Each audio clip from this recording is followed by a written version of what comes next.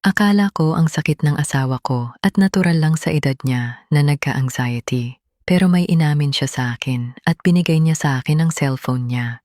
At doon binasa ko at halos hindi ko kinaya ang nabasa ko. Part 2.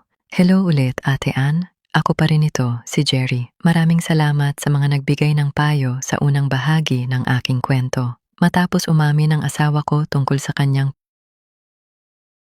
ang panganay naming anak. Naisip ko na karapatan niyang malaman ang sitwasyon ng aming pamilya dahil matanda na siya at may trabaho na rin. Nang malaman niya ang lahat, nagulat siya. Hindi niya akalain na umabot sa ganoon kalala ang problema ng kanyang ina. Matagal siyang natahimik bago nagsalita.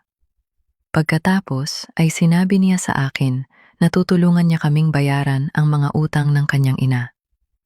Bilang ama, nahihiya akong marinig iyon dahil anak ko pa ang sasalo sa problemang hindi naman niya ginawa. Ngunit may kondisyon siya. Sinabi niya na sana ay huwag nang uulitin ng kanyang ina.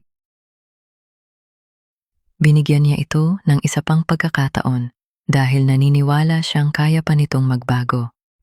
Pero sinabi rin niya na kapag naulit pa iyon, aalis na siya sa bahay ang mangungupahan na lamang. Nang marinig iyon ng asawa ko ay umiyak siya. Nangako siyang hindi na niya uulitin ang kanyang pagkakamali. Humingi siya ng tawad sa amin at sinabi niyang gusto niyang mabawi ang tiwala naming lahat. Dahil mahal ko siya, pinili kong maniwala.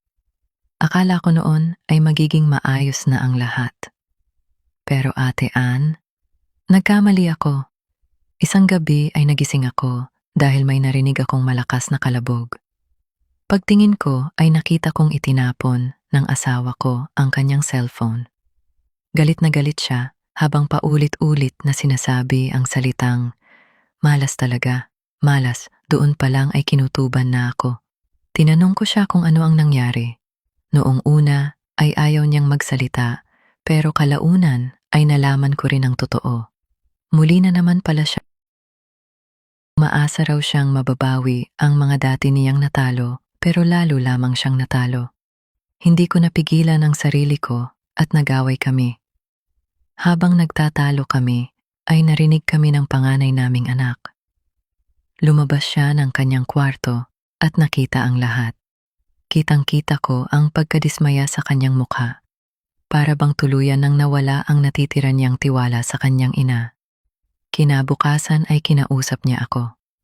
Sinabi niyang hindi na niya kayang makita ang paulit-ulit na pagkakamaling iyon. Totoo sa sinabi niya noon, nag-impact siya ng kanyang mga gamit at umalis ng bahay. Hindi rin niya natapos bayaran ang lahat ng utang ng kanyang ina dahil pakiramdam niya ay walang katapusan ang problemang ito. Masakit para sa akin bilang ama na makita ang pag-alis ng anak ko. Pakiramdam ko ay unti-unti nang nasisira ang aming pamilya. Hanggang ngayon ay litong-lito pa rin ako kung ano ang gagawin ko sa asawa ko. Mahal ko siya, pero pagod na rin akong masaktan dahil sa paulit-ulit niyang pagkakamali, kaya